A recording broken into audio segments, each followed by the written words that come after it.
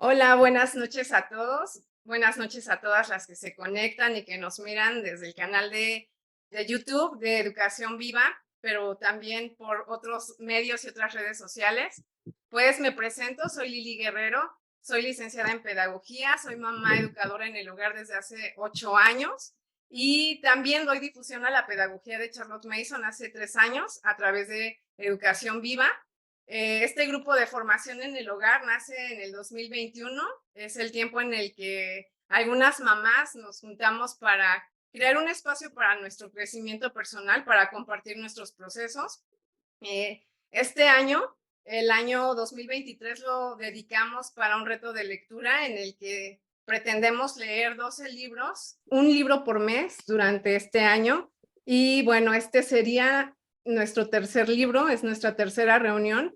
El primer libro que leímos pues fue el libro de Creada para Ser Su Ayuda Idónea, un libro que nos bendijo mucho. Ya lo habíamos compartido un poco anteriormente también de por qué hicimos la elección de ese libro, porque entendemos que como mujeres y mujeres casadas, pues nuestro primer llamado es para hacer ayudas idóneas. De hecho, es el motivo por el que Dios crea a la mujer, y entonces queríamos como reforzar este tema de la mujer como esposa, y este libro pues nos vino perfecto. Es un libro confrontante, como ya lo habíamos comentado, un libro muy desafiante en muchos sentidos porque es muy contracultural, es muy diferente, ¿verdad?, a la cosmovisión que hoy se tiene sobre la mujer. Y el segundo libro que vimos, pues fue el libro de La Madre en el Hogar, otro libro que igual nos bendijo muchísimo. Sabemos que pues somos esposas y luego pues somos madres. Eso también ejerce mucho impacto en el hogar y nos da mucha oportunidad de santificarnos también. Este libro es hermoso, nos trajo también mucha revelación, muchas ideas prácticas para poder aplicar en casa con nuestros hijos y también para aconsejar a otras, ¿verdad? Sabiendo que hay mucha necesidad de un tipo de sabiduría de este tipo, ¿no?, que escasea en nuestros días. Y este tercer libro, el libro de Hábitos Atómicos de James Clear, es un libro que tanto Desiree como una servidora comentamos que era importante incluirlo en la lista y dentro de los primeros libros, porque los consejos prácticos que da también influyen mucho en poder transformar el ambiente del hogar hacia las cosas que nos convienen, sabiendo que el carácter se construye a base también de los hábitos y de la identidad que cada uno tiene. Entonces, este libro nos viene a bien para continuar este proceso de crecimiento como madres, esta cultura materna.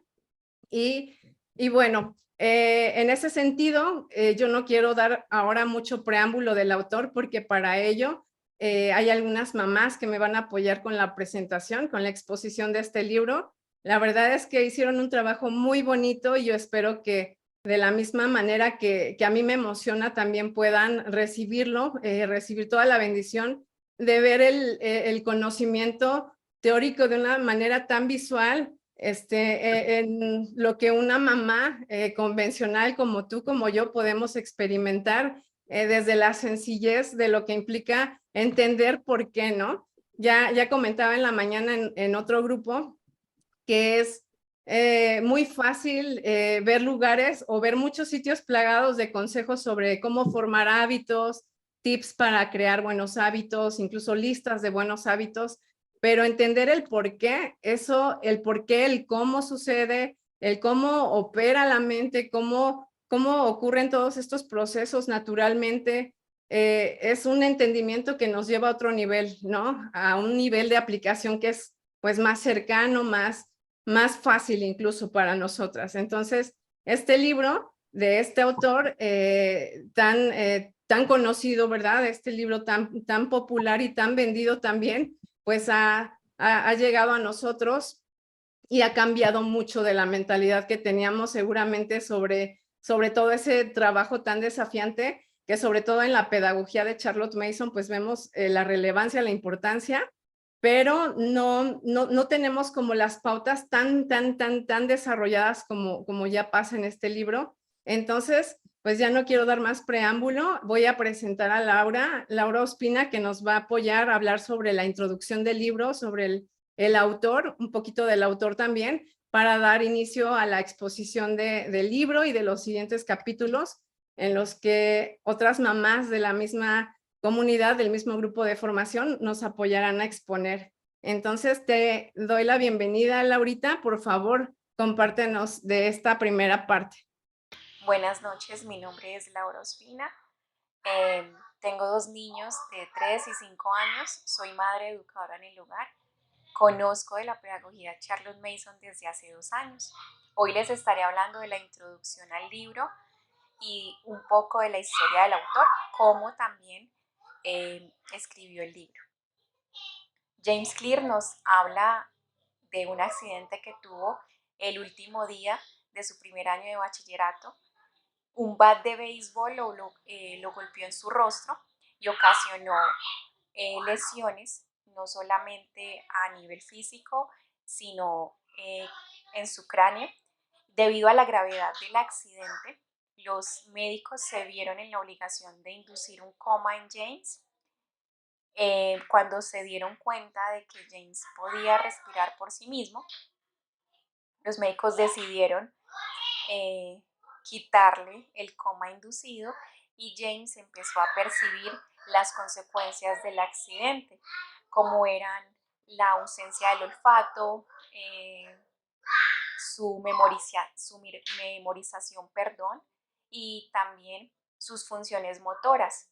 Conforme fueron pasando los meses, la recuperación de James fue progresiva, aunque no muy prometedora, debido a que veía doble, no pudo seguir en sus entrenamientos regulares porque desde niño James jugaba al béisbol y era un destacado jugador del equipo principal.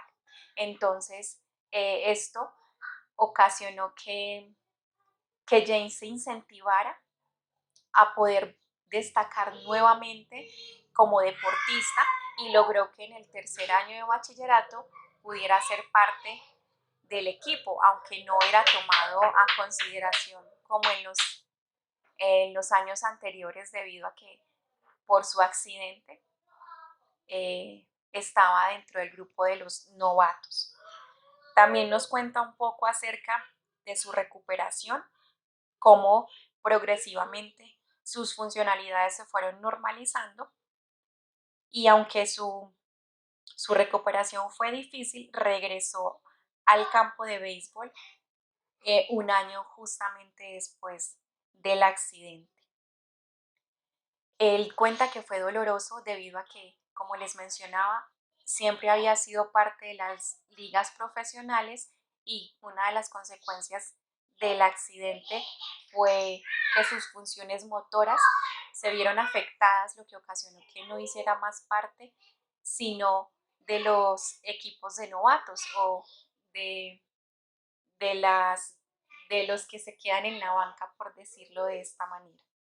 Más adelante él nos cuenta cómo esto lo incentivó a que regresara al campo de béisbol. Eh, como era una de sus metas, esto lo incentivó, vuelvo y reitero, a un replanteamiento también de sus hábitos en pro de esa meta, de lograr ser nuevamente parte del equipo principal y destacarse en el área deportiva. Inscribirse a Denison nos cuenta que fue cómo aprendió en qué consisten los hábitos. Fue una de sus mejores decisiones. Denison era una de las universidades. Allí se ganó un lugar en el equipo de béisbol y aunque él estaba en el último lugar de la lista, porque era contado como un novato, realmente estaba emocionado de haberlo logrado. A pesar de que había sido en sus años de bachillerato, había logrado convertirse en un atleta universitario destacado. También cuenta que dentro de todo este proceso de recuperación y de poder replantearse la manera en la que iba a conseguir esa meta que era destacarse como un deportista, aprendió que un hábito es una rutina o una conducta que se practica con regularidad y en muchos casos de manera automática. Él cuenta dentro de la introducción cómo en el campus universitario la normativa, o más bien la normalidad en la conducta de muchos estudiantes, era cuartos desordenados, rutinas de sueño desordenadas, modos de alimentación también muy desordenados, y él quiso combatir esos hábitos para no adherirse a lo que era común, sino poder lograr su objetivo. Y empezó con rutinas muy pequeñas, desde mantener su cuarto ordenado hasta acostarse a una hora determinada temprano y cumplir con todas sus obligaciones académicas, logrando una rutina que le permitía no solamente destacarse como estudiante, sino también lograr su objetivo de destacarse en el área deportiva.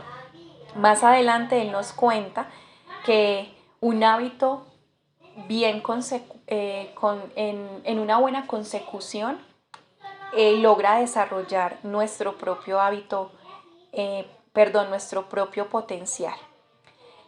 Nos habla de que los hábitos son principios que pueden parecer pequeños, es decir, el principio de acostarnos temprano, el de mantener nuestra habitación ordenada. Todo esto parece algo insignificante, pero cobra significancia cuando vemos los resultados extraordinarios si tenemos la voluntad de mantenerlos durante varios años. Eso fue lo que él pudo lograr, y desarrollar una evolución gradual, una larga serie de pequeños triunfos y modestos avances. Habla él, se logran con pasos pequeños. Eso significa para él el hecho de haber logrado destacarse como atleta universitario y poder regresar a las ligas profesionales del deporte que conocía desde niño y en el cual se había destacado desde siempre. Ahora, para finalizar, nos habla de cómo y por qué escribió este libro. James nos menciona que en el año 2012 comenzó a publicar artículos en su blog jamesclear.com, y por años él había conservado sus notas, pero las empezó a compartir y a hablar acerca de sus propias experiencias y experimentos personales con la consecución de los hábitos. Entonces empezó a publicar artículo tras artículo y en pocos meses pudo reunir su primer millar de suscriptores.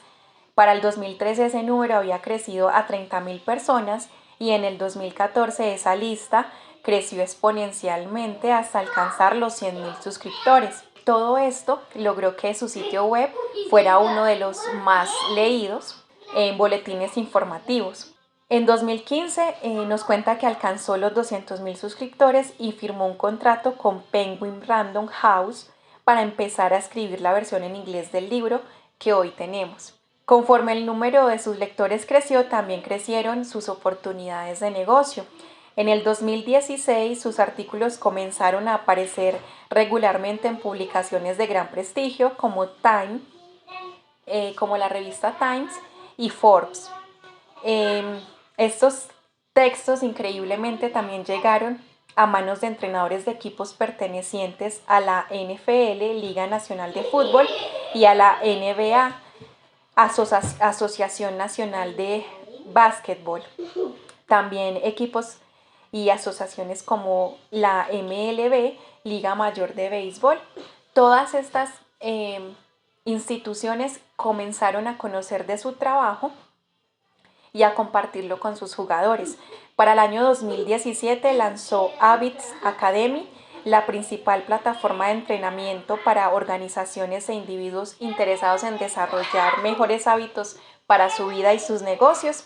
Y así es como él cuenta que otras empresas emergentes empezaron a hacer uso de su trabajo y lograron entrenar en total a más de 10,000 líderes, gerentes, entrenadores y maestros graduados de su academia.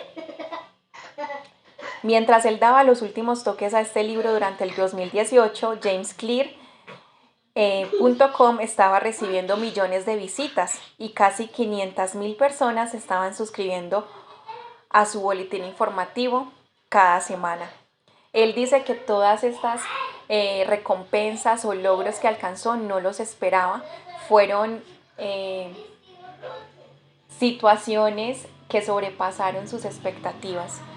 Más adelante, ya para terminar, él nos habla cómo este libro nos puede beneficiar. Él dice que básicamente la columna vertebral de este libro es su método de 4 pasos para desarrollar hábitos que son señal, anhelo, respuesta y recompensa, así como las 4 leyes para cambiar la conducta que se desprenden de ellos. Los factores que cuenten con conocimientos de psicología, estos también simultáneamente pueden desarrollarse de la mano con estas 4 leyes. Nos ofrece una serie de ejemplos y metodologías para replantearnos la manera en la que estamos alcanzando nuestras metas, no solamente enfocarnos en la meta, sino en lo que estamos haciendo para poderla alcanzar o para poderlas alcanzar.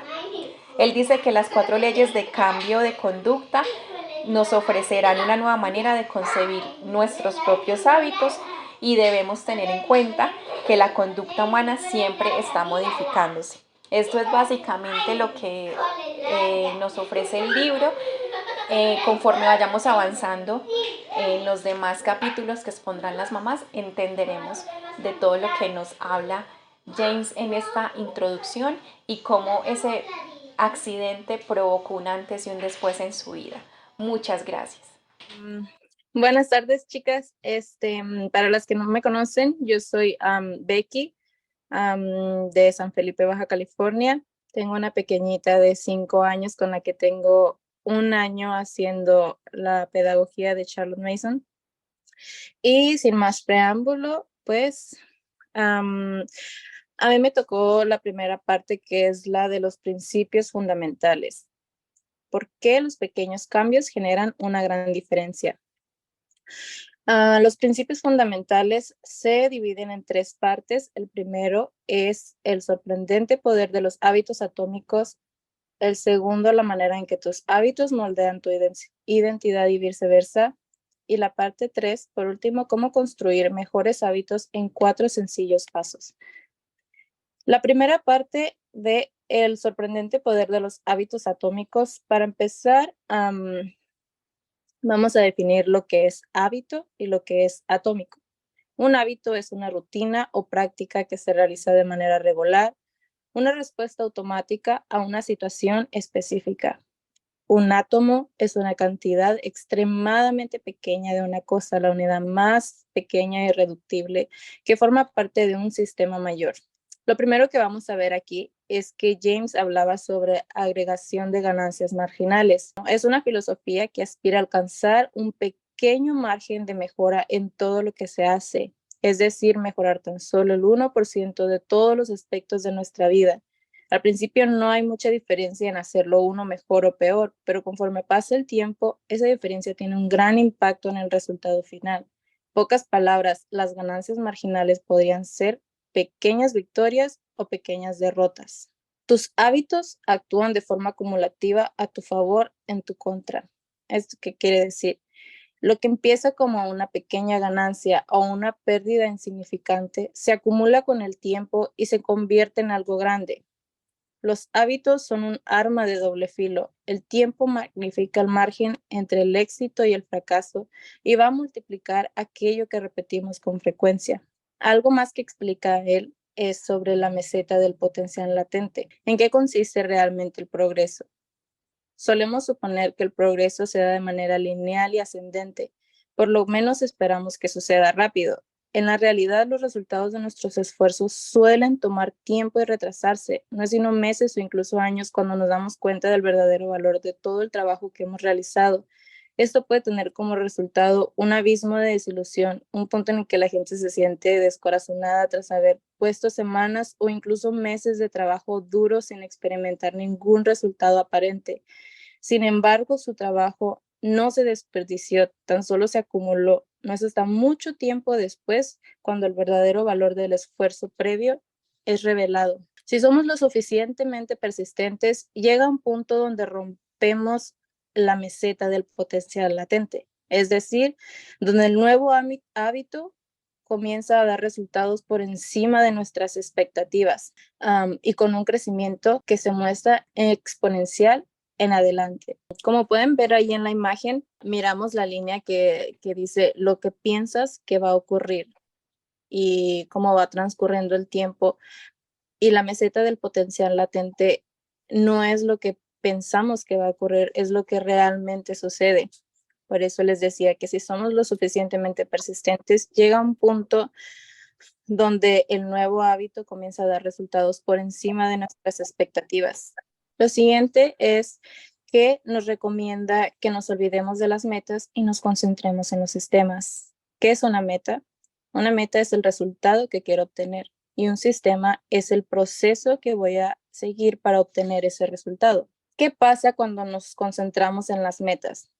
Cuando nos concentramos en las metas, surgen algunos problemas, como por ejemplo, los ganadores y los perdedores comparten la misma meta.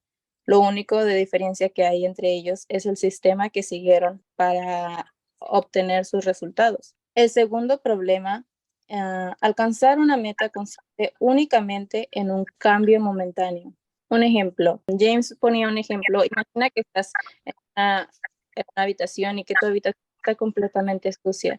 Ok, te pones la meta de, de limpiar tu habitación, pero si mantienes esos malos hábitos, va a pasar el tiempo y tu habitación se va a volver a mirar de la misma manera. En cambio, cuando nos concentramos en el sistema, en arreglar el problema de raíz en el sistema, eso ya no va a pasar si empezamos a crear hábitos de ser ordenados y limpios. Tercer problema es que las metas restringen la felicidad. ¿Qué es eso? Que en pocas palabras es que posponemos nuestra felicidad hasta que alcanzamos esa meta. Y él dice que podemos sentirnos exitosos siempre y cuando el sistema que estamos usando esté funcionando. Y el cuarto problema es que las metas no coinciden con el progreso a largo plazo. ¿Esto qué quiere decir? Supongamos que quieres adelgazar. Tu meta es adelgazar. Cuando solamente hacemos cosas para cumplir nuestra meta, ok, adelgazamos y luego, ¿qué sucede después? Ok, ya adelgacé y volvemos a nuestros malos antiguos hábitos. En cambio, si nuestra meta es siempre comer saludable, ya no vamos a estarnos preocupando porque, ay, ya alcancé esa meta, simplemente va a ser un hábito de todos los días comer saludable, un sistema de hábitos atómicos. Ya te habrás dado cuenta que un hábito atómico se refiere a un cambio pequeño, a una ganancia marginal, a un 1% de mejora. Los hábitos atómicos son pequeños hábitos que forman parte de un sistema mayor. Así como los átomos son ladrillos que forman las moléculas, los hábitos son ladrillos de los resultados extraordinarios. La segunda parte habla de la manera en que tus hábitos moldean tu identidad y viceversa. Lo primero que vamos a ver aquí son las 3 capas del cambio de conducta. La primera capa es el resultado, segundo el proceso, primero la identidad. En la capa del resultado se trata de lo que obtienes. En la capa de los procesos se trata de lo que haces y la capa de la identidad se trata de lo que crees. Cuando se trata de desarrollar hábitos perdurables, es decir, cuando se trata de desarrollar un sistema de 1% de mejora, el problema no radica en definir si un nivel es mejor o peor que el otro. El verdadero problema radica en la dirección en que sigues el cambio. Los hábitos están basados en resultados. El enfoque está en lo que queremos lograr. Los hábitos, en los hábitos basados en la identidad, el enfoque está en quién queremos llegar a ser. La manera más efectiva de cambiar tus hábitos consiste en enfocarse no en lo que quieres lograr, sino en la persona en que te quieres convertir. El proceso de 2 pasos para cambiar tu identidad. El primer paso que debemos de hacer es decidir qué tipo de persona queremos ser. El enfoque debe estar siempre en convertirse en el tipo de persona que puede alcanzar una meta, no en la meta en sí. El segundo paso es demostrárnoslo a nosotros mismos mediante pequeñas victorias continuas. Una vez que definimos la clase de persona que queremos ser, podemos empezar a dar pequeños pasos para reforzar nuestra identidad deseada. sería estarlo repitiendo. Tus hábitos moldean tu identidad y tu identidad moldea tus hábitos. Es una calle de dos sentidos. La formación de los hábitos es un circuito de retroalimentación. La verdadera razón por la que los hábitos importan. La verdadera razón por la que los hábitos importan no es porque te ayudan a alcanzar mejores resultados, aunque por supuesto que pueden hacerlo, sino que son capaces de hacerte cambiar tus creencias acerca de ti mismo y ayudarte a construir una nueva identidad. La tercera y última parte es cómo construir mejores hábitos en 4 sencillos pasos. Lo primero que tenemos que saber es por qué nuestro cerebro desarrolla hábitos. El proceso de formación de hábitos empieza con una secuencia de ensayo y error. Siempre que estás ante una situación nueva en la vida, tu cerebro tiene que tomar una decisión. La actividad neurológica del cerebro es muy alta durante este periodo. El cerebro está ocupado aprendiendo cuál es el mejor curso de acción. Al hacer una acción, recibimos una recompensa. Este es el circuito de retroalimentación detrás del comportamiento humano. Prueba, falla, aprendizaje, prueba nuevamente, pero de otra manera. Con la práctica, los movimientos inútiles se desvanecen y las acciones se refuerzan. Este es el proceso de formación de hábitos. El hábito es una conducta que se ha repetido lo suficiente como para volverse automática. Los hábitos son atajos mentales aprendidos gracias a la experiencia. En cierto sentido, un hábito es simplemente la memorización de los pasos que seguiste previamente para resolver un problema. La ciencia de cómo trabajan los hábitos. Lo primero es la señal. Se trata de una pequeña porción de información que anticipa la recompensa. El segundo paso es el anhelo. Son la fuerza motivacional que hay detrás de cada hábito, o sea, lo que nos impulsa a hacerlo. La tercera es la respuesta. La respuesta es justamente el hábito que realizas, el cual puede ser un pensamiento o una acción. Y por último, tenemos la recompensa. Las recompensas son la meta final de cada hábito. El ciclo del hábito es como lo acabamos de ver acá atrás, que es la señal, el anhelo, la respuesta y la recompensa. Este ciclo lo podemos dividir en 2 partes, que sería las flechitas rojas, que es la señal, y el anhelo sería el problema, y la solución sería la respuesta y la recompensa. La señal desencadena el anhelo motiva la obtención de una respuesta y la respuesta nos brinda una recompensa. La recompensa satisface el anhelo y finalmente queda asociada con la señal que desencadena el ciclo. Juntos estos 4 pasos forman un circuito de retroalimentación neurológico que en última instancia te permite crear hábitos automáticos. Este ciclo es conocido como ciclo de los hábitos. Las 4 leyes del cambio de conducta es lo que vamos a ver a continuación. La primera ley es la señal, hacerlo obvio. La segunda ley es sobre el anhelo, hacerlo atractivo. La tercera ley es sobre la respuesta, cómo hacerlo sencillo. Y por último, la recompensa, hacerlo satisfactorio. Y con mi siguiente compañera va a hablarles sobre lo que es la primera ley, sobre hacerlo obvio. Hola, buenas noches. Bueno, soy Ana Paulina, soy de Querétaro y tengo 2 pequeñitas, una de 4 y una de 1, y apenas estamos empezando a conocer sobre la metodología de Charlotte. Entonces, pues vamos a hablar sobre la primera ley, que es hacerlo obvio. En esta parte, James Clear nos da un ejemplo de cómo pueden ser los hábitos, forman parte de nuestro inconsciente. Entonces ella da el ejemplo de que llega una paramédico con su suegro y le dice, oye, te ves súper mal. Y le dice, ay, gracias, tú también. Y ella dice, no, en serio, o sea, te ves mal. Y resulta que ya después en la tarde el señor le estaba dando un infarto, ¿no? Entonces uno se pregunta, o sea, ¿cómo esta mujer supo que a su esposo, bueno, a su suegro le estaba dando un infarto? Entonces, el hecho de que ella se dedicara a ver tantos años a tantos pacientes que tenían ese problema del corazón, ella ya lo detectaba nada más con verlo, no necesitaba ni estudios ni nada, solamente con ver el cambio de coloración de su cara. Con este ejemplo y muchos más que nos da, porque también hay en otro ámbito, James nos dice que no tienes que estar consciente de la señal para que un hábito comience. O sea, hay muchas personas, nos da ejemplos en la guerra, donde dice que que una persona podría ver el parpadeo del radar de un misil y decir, este es enemigo o este es amigo, atacando, ¿no? Solamente con el simple hecho de ver. Y esa imagen ya estaba en su subconsciente, en su inconsciente. Entonces, esto puede ser muy útil o esto puede ser muy peligroso. Un hábito útil, pues es, entras a una habitación que está oscura, prendes la luz automáticamente y ahí ves, ¿no? Ese puede ser útil, pero algo peligroso puede ser, son hábitos que, pues, no sé, te estresas, fumas. Y sí te ayuda a quitar tu estrés, por así decirlo, pero al final de cuentas, a largo plazo estás dañando tu corazón, ¿no? Entonces, esto es importante porque si un hábito, ya sea bueno o malo, permanece en nuestro inconsciente, no podemos esperar cambiarlo. Hasta que muchas veces una persona nos tiene que señalar, oye, es que tú cuando te ríes te tapas la boca, o cuando, esos eran ejemplos que daba él, ¿no? O terminan las frases de los demás, pues eso hace que nos tienen que señalar los hábitos que nosotros mismos nos hemos creado en nuestro inconsciente. Y la siguiente, por favor. Entonces, él nos da dos herramientas para nosotros poder darnos cuenta de nuestros hábitos.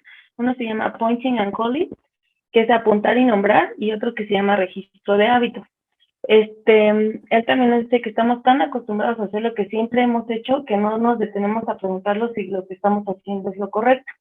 Entonces, con Pointing and Calling, él da el ejemplo de lo que hacen los operadores del tren en Tokio, que ellos siempre dicen lo que están haciendo. Voy en tal lugar a no sé cuántos kilómetros por hora, o ya se van a cerrar las puertas, la plataforma está libre, y esto ha disminuido mucho su índice de accidentes.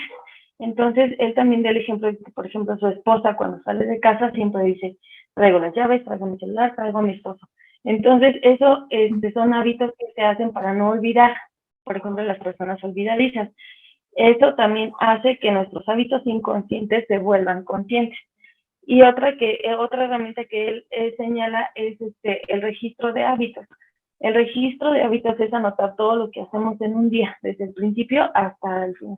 O sea, nos despertamos, nos lavamos los dientes, o saludamos a nuestro esposo, voy al baño, todo lo que hacemos en nuestro día a día, y eso nos va a ayudar a ver qué hábitos tenemos en nuestro día y a clasificarlos.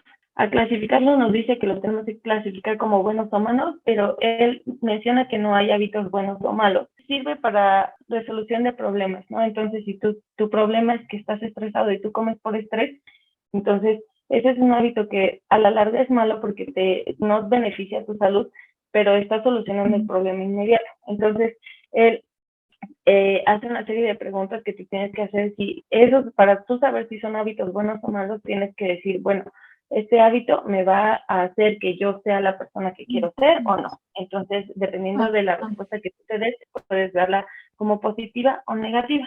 Entonces, con estas dos, Pointing and Calling y registro de hábitos, él nos dice que con eso hacemos nuestros hábitos inconscientes, los hacemos conscientes.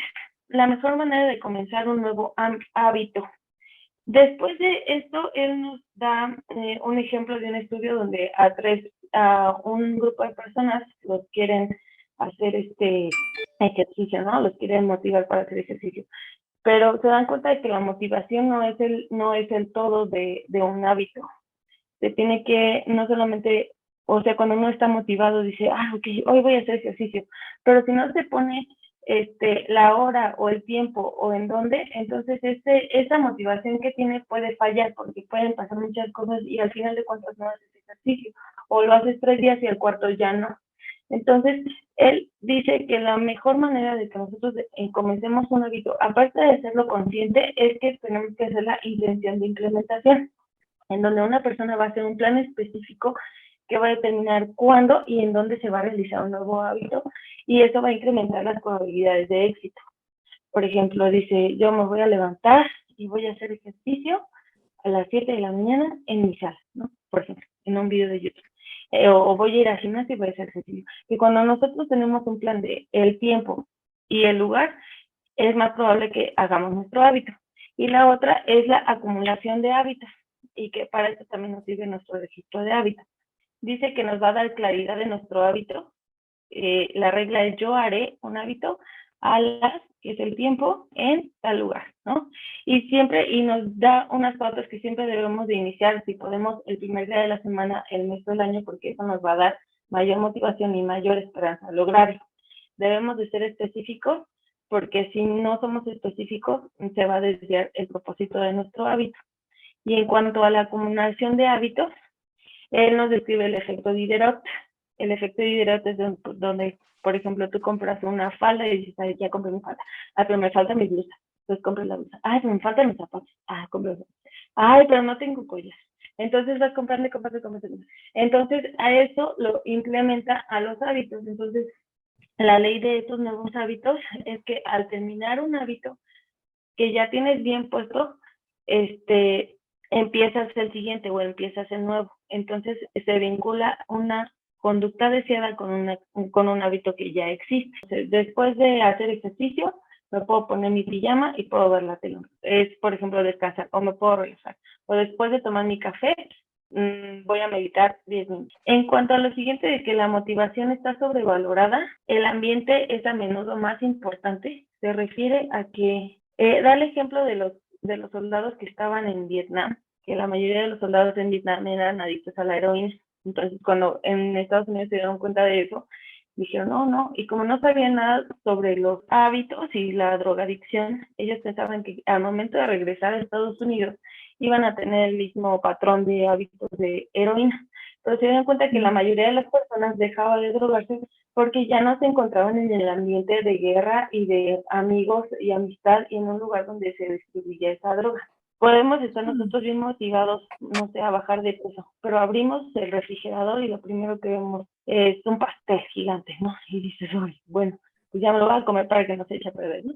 Entonces, en ese caso, debemos nosotros de cambiar nuestro ambiente para poder cambiar nuestro comportamiento. No solamente es la decisión de decir yo voy a hacer ese hábito, sino que tienes que cambiar tu ambiente, porque si tu ambiente sigue igual, por ejemplo, si una persona que es drogadicta, si su ambiente es igual, sus amigos son igual, su casa es igual, todo es igual, lo más probable es que vuelva otra vez a recaer en sus malos hábitos. Entonces, nos da un ejemplo aquí que a mí me parece muy impresionante, el antes y el después de una cafetería en un hospital, donde solamente con el hecho de poner más agua en los refrigeradores o más comida saludable en los refrigeradores, la gente consumió más agua y menos refresco en este hospital. No tuvieron que, ¿cómo se llama? O sea, muchas veces, me da mucha risa y dice que o sea, muchas veces pensamos que nosotros tomamos las decisiones, pero las decisiones las están haciendo por nosotros los mercadólogos y los comerciantes al momento de poner las cosas a la altura de nuestros ojos, porque es lo que vemos y es lo que compramos. Entonces, eso también es de nuestro hábito. Las señales visuales son el mayor catalizador de nuestro comportamiento. Entonces, pequeños cambios van a hacer enormes cambios en lo que nosotros hacemos. En vez de poner la fruta en el refrigerador hasta abajo, ¿por qué no ponerla en la mesa, en un gran totero para verla y comerla? ¿No? Dice que nosotros podemos ser los arquitectos de nuestro propio ambiente.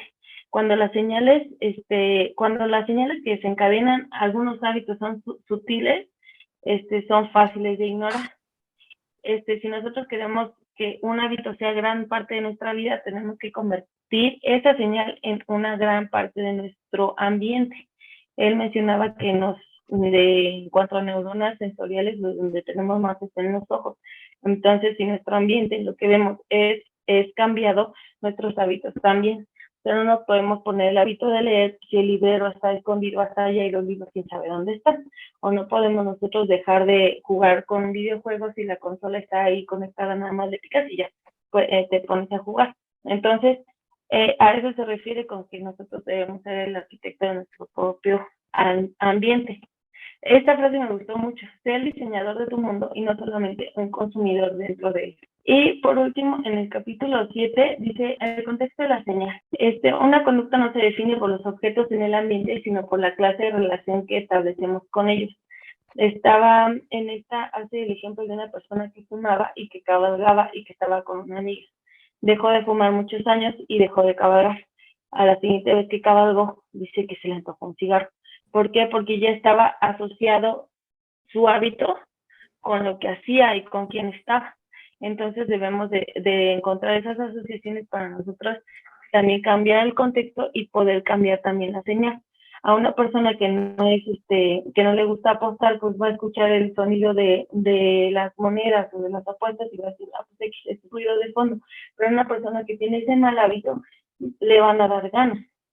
O decía que una persona que es adicta a la cocaína, que le pasaban 0.33 segundos una foto de la droga, ya sentía la urgencia y la sensación de haber consumido la droga sin siquiera haberla consumido y sin siquiera darse cuenta de la señal que había recibido.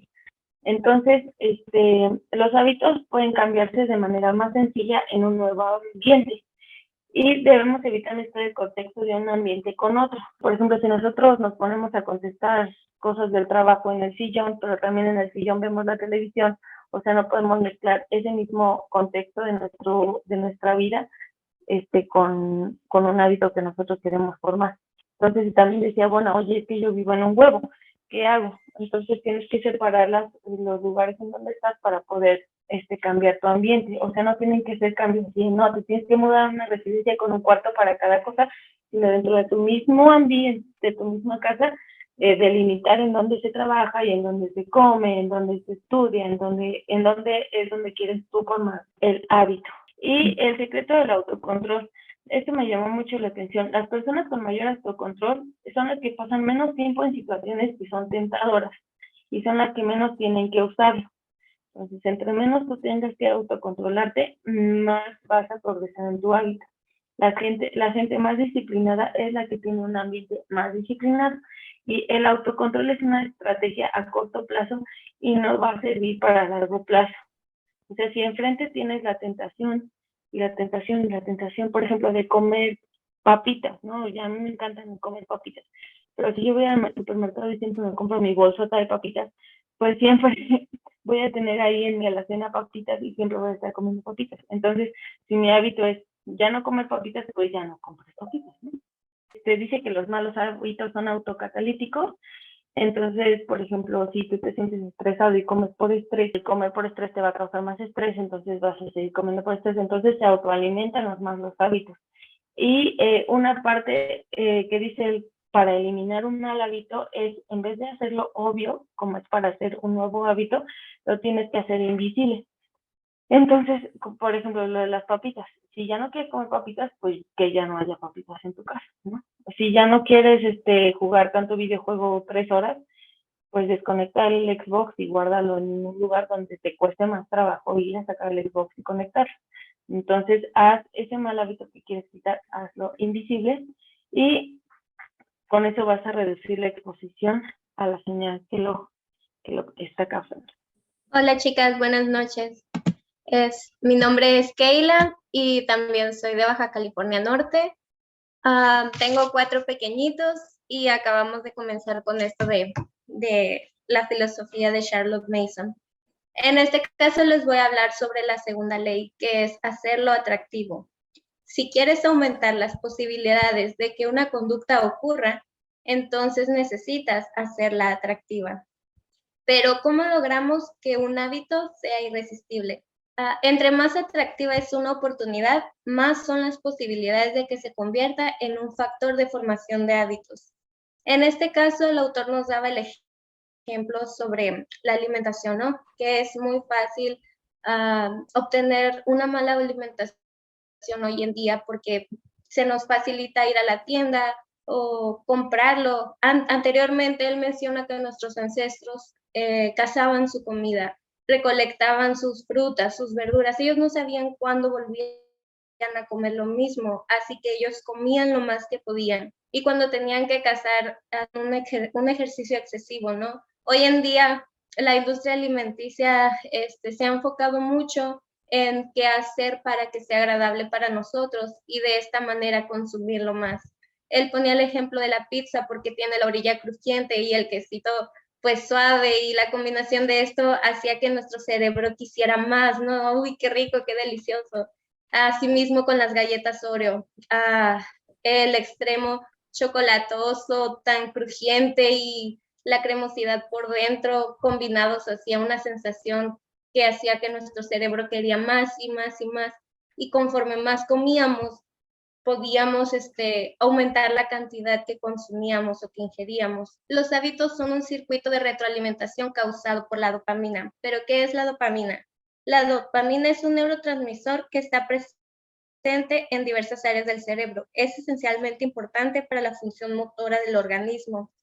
La dopamina es liberada no solamente cuando experimentas placer, sino también cuando lo anticipas.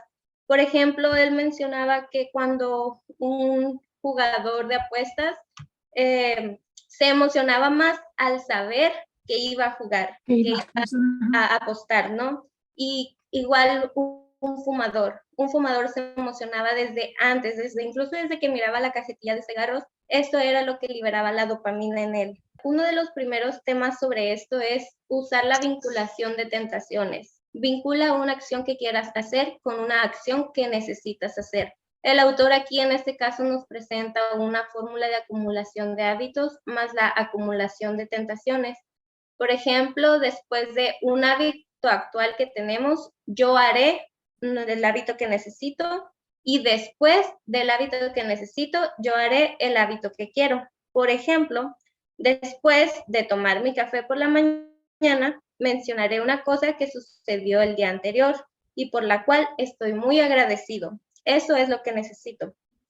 Pero después de dar gracias por lo que sucedió, voy a leer los periódicos. Eso es lo que quiero. Si quieres ver deportes, pero necesitas hacer llamadas de ventas, después de regresar de comer, que es un hábito actual, llamaré a tres clientes potenciales. Eso es lo que necesito. Después de llamar a 3 clientes potenciales, veré lo que se transmite en el canal deportivo, que es finalmente lo que quiero, ¿no? El siguiente punto para ver es únete a un ambiente donde tu conducta deseada sea una conducta normal para el resto de los integrantes. Nosotros no elegimos nuestros primeros hábitos, imitamos los que vemos a nuestro alrededor. Y esto me parece tan interesante porque es verdad. Mientras leía esta parte del libro me daba cuenta de lo inconsciente que era al imitar a personas o de los grupos de los que formo parte, ¿no? En este caso, imitamos los hábitos de 3 grupos en particular, que el primero es los grupos de personas cercanas. La proximidad tiene un poderoso efecto en nuestros hábitos, tanto físico como social. Y esto es tan cierto porque cuando estamos cerca de una persona por tanto tiempo, me ha pasado que nuestros periodos se regulan. Entonces nos baja el mismo día, nos baja la misma cantidad de tiempo. Y en este caso es como nuestra proximidad física, ¿no? Pero también en la social muchas veces pasa que con la persona con la que convivo mucho tiempo termino hablando como ella o termino comiendo como ella, o sea, adquiero sus hábitos inconscientemente. Una de las estrategias para construir buenos hábitos consiste en unirte a un ambiente donde las conductas que deseas adquirir sean las conductas normales de las personas que los conforman. Por ejemplo, en este caso, si te gustaría aprender a tocar un instrumento, pues el autor menciona que es bueno que te relaciones con personas que son músicos, ¿no? Que son parte de su hábito diario. El siguiente grupo, imitar a la mayoría, que en este caso se hizo un experimento de conformidad social, el cual consiste, si en sus pantallitas pueden ver, una imagen con 2 cartitas.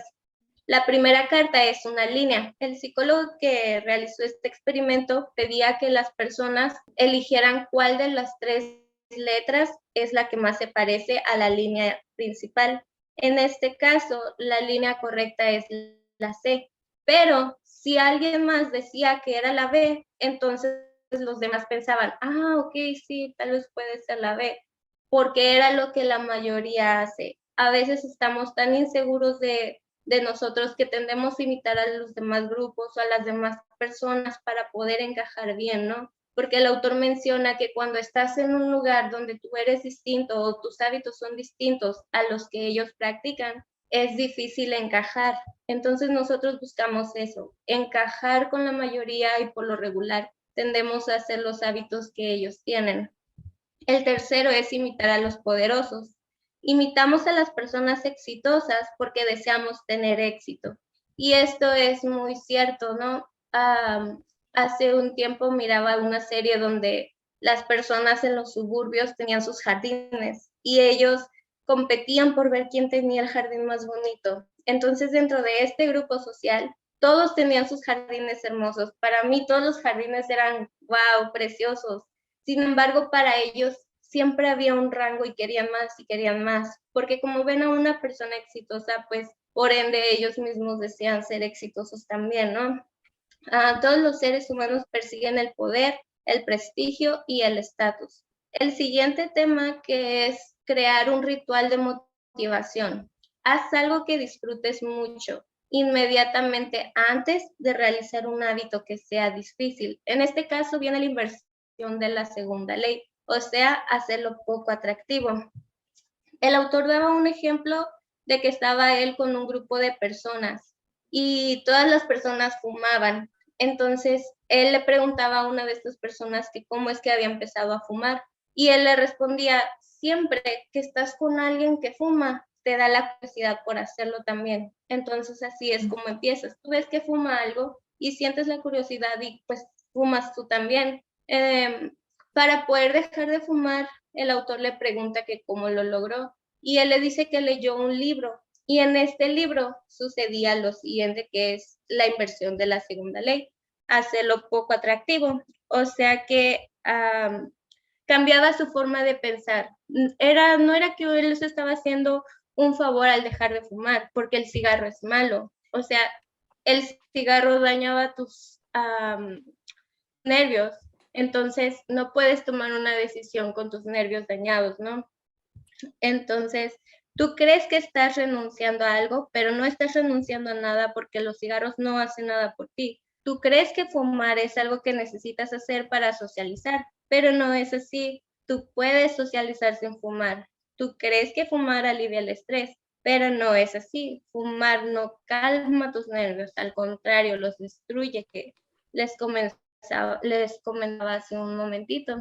Las predicciones tienen como consecuencia un deseo, el cual es llamado anhelo. Definimos el anhelo un sentimiento, un deseo, un impulso. Los sentimientos y las emociones transforman las señales que percibimos y las predicciones las convierten en una señal que podemos aplicar. Por ejemplo, cuando las personas fuman o juegan videojuegos, no es en realidad que tienen la sensación de fumar, sino más bien como una manera de calmar el estrés o la ansiedad que están sintiendo. Por lo tanto, tienden a hacer algo como fumar o jugar, etcétera, etcétera. Las predicciones y las señales vienen, por ejemplo, cada vez que percibes una señal, tu cerebro inicia un simulacro que te permite hacer una predicción acerca de lo que debes hacer enseguida. En este caso, la señal podría ser que notas que la estufa está caliente. Entonces, nuestra predicción es que si toco la estufa, me voy a quemar. Por ello, evito tocarla. Otra señal podría ser que observo que la luz del semáforo cambia a verde. Entonces, mi predicción es que si aprieto el acelerador, pasaré sin problema por la intersección y estaré más cerca de mi destino. Entonces, por este motivo, voy a acelerar. Incluso otro ejemplo mucho más fácil y común es que sentimos frío. Entonces, esa es la señal, ¿no? Siento frío. Por lo tanto, esa señal me impulsa a actuar. ¿Qué voy a hacer si tengo frío? Pues me voy a poner un suéter, me voy a cobijar, me voy a tomar un cafecito, etcétera, etcétera. Nuestros anhelos surgen cuando tenemos la sensación de que algo nos falta. Se trata de un deseo de cambiar nuestro estado interno. En este caso, hablando de los hábitos, cuando tenemos malos hábitos se nos nota, ¿no?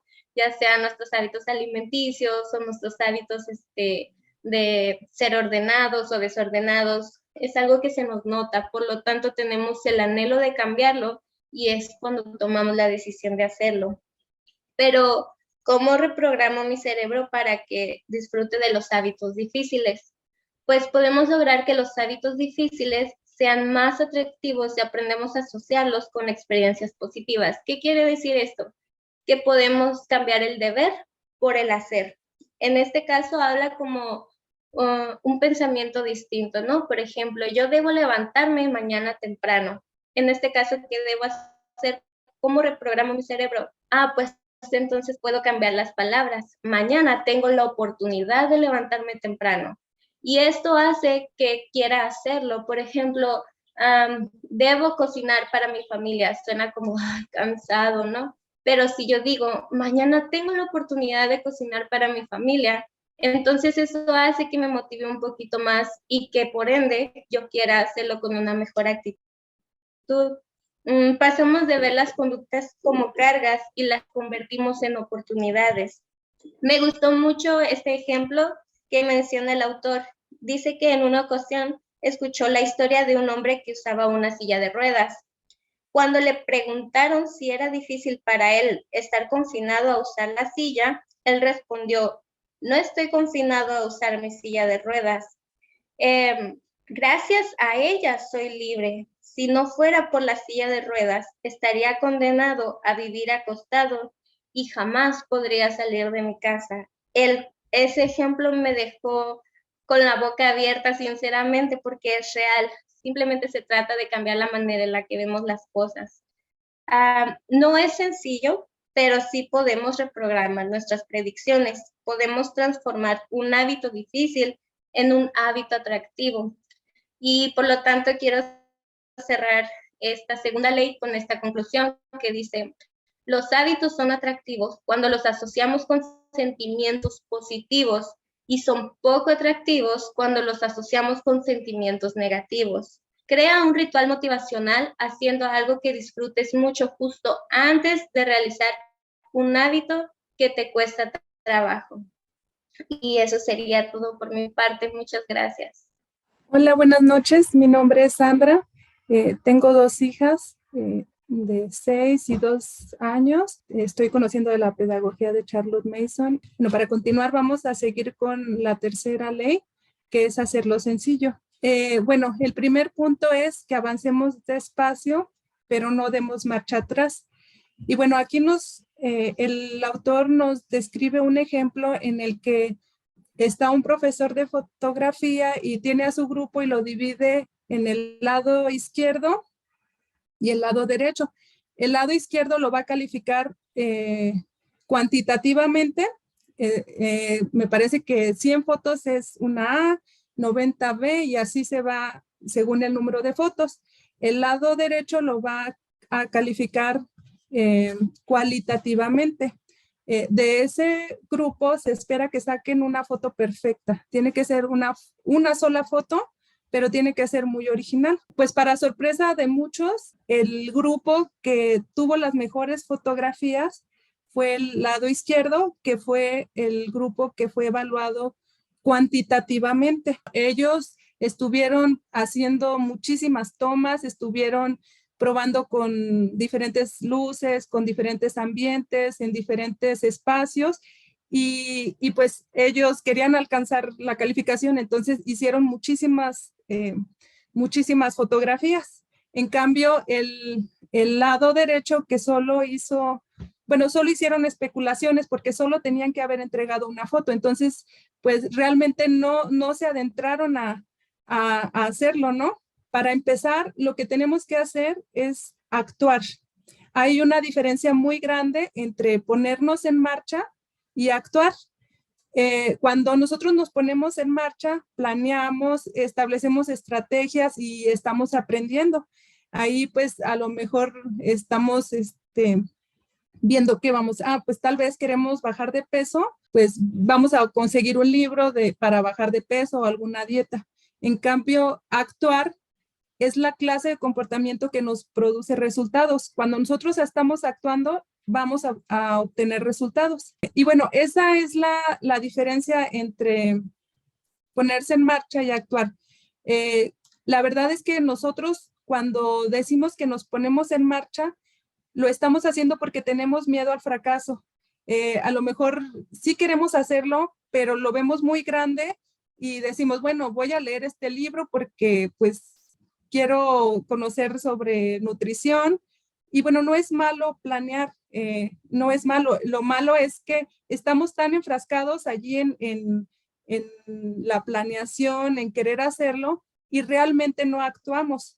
Y bueno, si queremos empezar con un hábito, la clave es empezar con la repetición. Entonces, si nosotros queremos bajar de peso, lo que tenemos que hacer pues, es empezar a comer saludable. Entonces, la forma de dominar el hábito es empezar con la repetición del mismo. ¿Cuánto tiempo toma desarrollar un nuevo hábito? Un hábito se hace por medio de la repetición. Entonces, hay algo que se llama potenciación a largo plazo, que es donde hay un fortalecimiento de las neuronas cuando se lleva a cabo una actividad repetitiva. Y bueno, dice la ley de F que las neuronas que se encienden juntas se mantienen conectadas. Y bueno, eso es lo que hace la repetición. Provoca cambios en nuestro cerebro y pues el cerebro es como un músculo, como cuando hacemos ejercicio, también ejercitamos nuestro cerebro. Nos decía yo un ejemplo en el que los taxistas de Londres se estudió su cerebro y se veía que tenían la parte del hipocampo más desarrollada que los conductores que no eran taxistas. Sin embargo, cuando el taxista dejaba de conducir el taxi, el hipocampo volvía a su estado normal. Entonces aquí lo que vemos es que pues realmente es un músculo. Tenemos que estar ejercitando nuestro cerebro con el hábito que queremos implementar. Y bueno, la repetición, o sea, no hay otra cosa, eso es la forma de cambio. Vemos aquí una gráfica donde vemos que conforme nosotros vayamos realizando ese hábito, se va a ir automatizando. Y también vemos que, bueno, a lo largo del día, de los días, conforme nosotros vayamos repitiendo ese hábito, se va a ir haciendo más fácil. A veces vemos que es muy difícil empezar, pero es lo que la repetición hace que después se vaya haciendo más fácil. La ley del menor esfuerzo. El comportamiento humano sigue la ley del mínimo esfuerzo. Tendemos por naturaleza a elegir la opción que requiere la menor cantidad de trabajo. Y bueno, aquí nos hablaba el autor acerca del desarrollo entre los continentes y se veía que había un mayor desarrollo de los continentes que iban del lado, bueno, que iban horizontalmente de este a oeste que de norte a sur. ¿Por qué? Pues por el clima, porque vemos que en el norte pues hace más frío que, por ejemplo, donde estamos aquí nosotros. Entonces, las personas tenían que buscar formas de establecer la agricultura. En cambio, en Europa y Asia, pues se desarrolla más fácil precisamente por el ambiente, por el clima y es así como ellos pues pudieron ocuparse más en desarrollar nuevas tecnologías, en desarrollar su cultura, porque el ambiente era más fácil, pero por las condiciones ambientales. Lo que vemos es que nosotros tendemos a pensar que cuando estamos motivados es cuando vamos a llevar a cabo un hábito. Y bueno, sí, la motivación es importante. Lo que nos dice es que lo hagamos más sencillo. Entonces, lo que podemos hacer es crear un ambiente donde lo correcto sea tan fácil como sea posible. Y nos pone una ilustración de una manguera. Cuando nosotros tenemos una manguera y está doblada, no sale mucha agua. Entonces, nosotros podríamos abrir la llave y ejercer más presión. Sin embargo, al estar doblada la manguera, pues igual no va a salir el agua que debe salir. Entonces, en lugar de invertir más energía, lo que deberíamos de hacer es desdoblar la manguera para que el agua fluya. Lo que nos sugiere es liberar tensión, hacerlo más sencillo, hacerlo tan sencillo como se pueda. Y también nos dice, reduce la tensión asociada con las buenas conductas.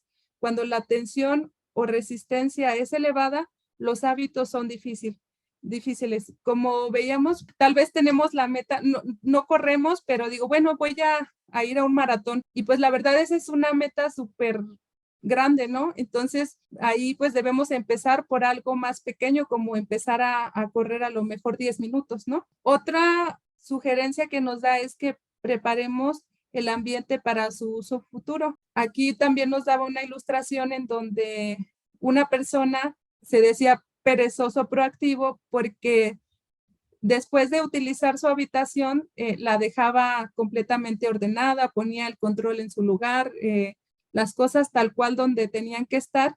Y eso a él pues le daba la oportunidad de que cuando llegara nuevamente a la habitación a usarla, todo estuviera en orden. Y pues ahí también pues ya reducimos el estrés, hacemos las cosas más sencillas, ¿no? ¿Cómo dejar de postergar usando la regla de los 2 minutos?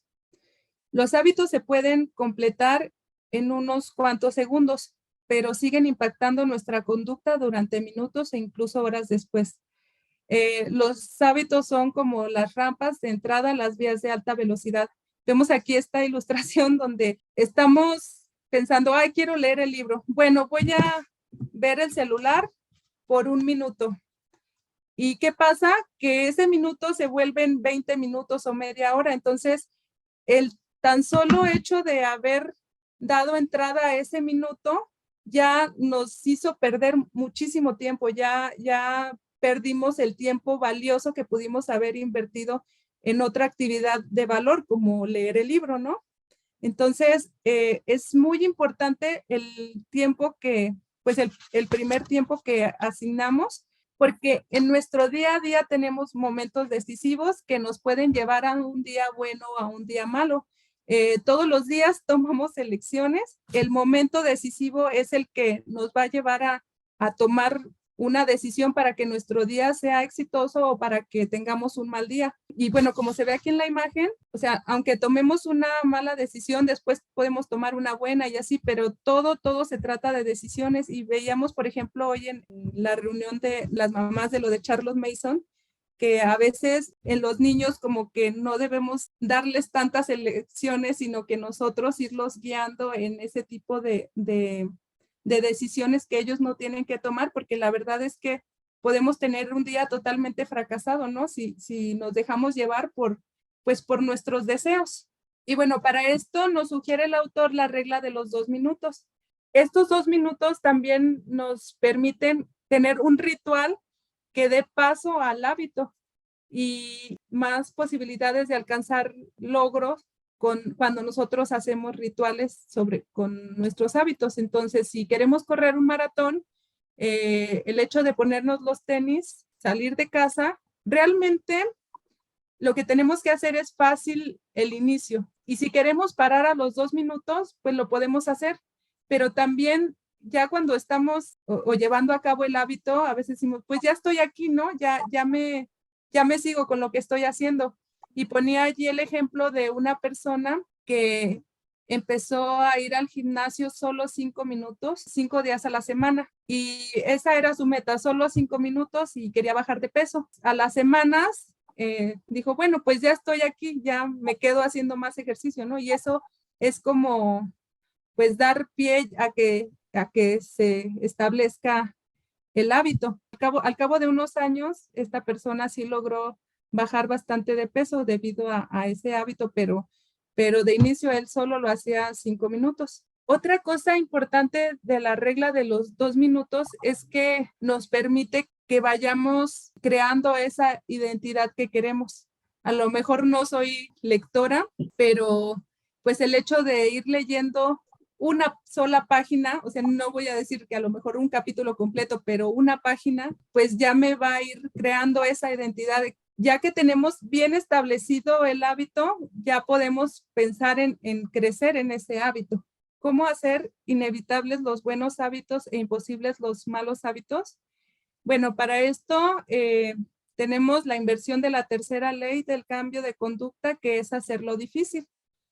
Y para eso tenemos el mecanismo de compromiso, que es una elección que hacemos para garantizar un comportamiento en el futuro. Ponía a lo mejor el reto de leer la Biblia en un año y a la vez ya me sentía abrumada y no tenía para nada el hábito. Nos comprometimos y eso fue una bendición, o sea, lo reconozco y agradezco por eso, porque el haberme comprometido y también haber empezado desde un capítulo, pues para mí ya fue, la verdad, un gran avance y pues gracias a Dios por eso. Es importante que automaticemos un hábito y para esto, bueno, podemos convertir un mal hábito en algo impráctico. Lo del compromiso también lo podemos aplicar, por ejemplo, decía allí que un escritor francés tenía el compromiso de escribir un libro, su editorial lo empezó a presionar y le dio solo 6 meses para terminarlo,